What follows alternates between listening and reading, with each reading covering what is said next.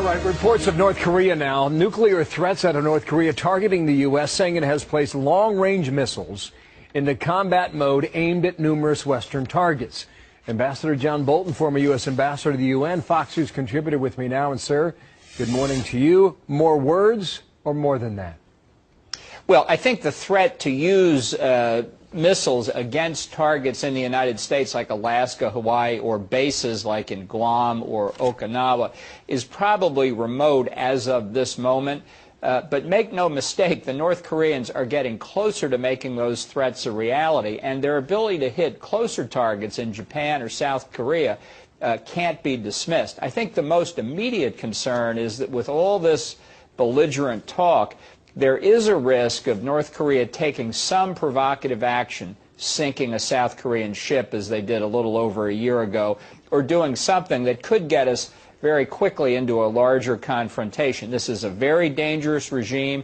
It is not rational in our terms, and even though their more extravagant threats are not realistic, you have to take this kind of thing seriously. Let me pick up on the point you make, because they have threatened in the past, and they have acted on those threats, especially when it comes to their South Korean neighbor down here across the 38th parallel, Japan off to the east. But specifically for Western targets, American targets, they've talked about Guam, they've talked about Hawaii, they've talked about certain Western American cities.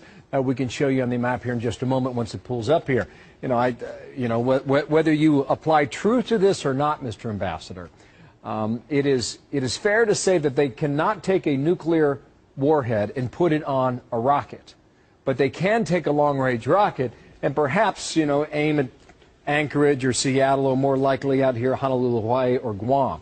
Is that the more likely scenario when it comes to the United States? Well, I think that is possible now. Now, people say, well, why would they do anything so foolish? The United States would retaliate overwhelmingly. It would be a disastrous mistake for South Korea to do it. That's only if you think North Korea's leadership is just as rational as we are. It's called mirror imaging. It's a real problem at the State Department. You're a reasonable guy. You think the people on the other side of the negotiating table are reasonable? Not necessarily. And it's the kind of Hitler in the bunker mentality that has pervaded the North Korean leadership's thinking over the years that really should worry us. It shows why the continuation of the regime itself in North Korea is a problem that we need to be addressing really just as much as the nuclear capability they're seeking. And we've addressed this too just in the past 10 days or so. This is a long-range missile, animation here behind us here from North Korea. If that were to launch, we have just taken more anti-missile batteries and moved them now to the West Coast. Initially, they had been planned.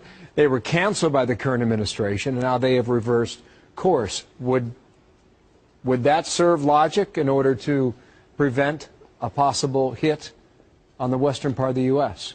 Well, I think we should have done it. We should have deployed these missiles in 2009 when they were originally scheduled, and although there was great fanfare for that announcement, they won't actually be deployed until 2017.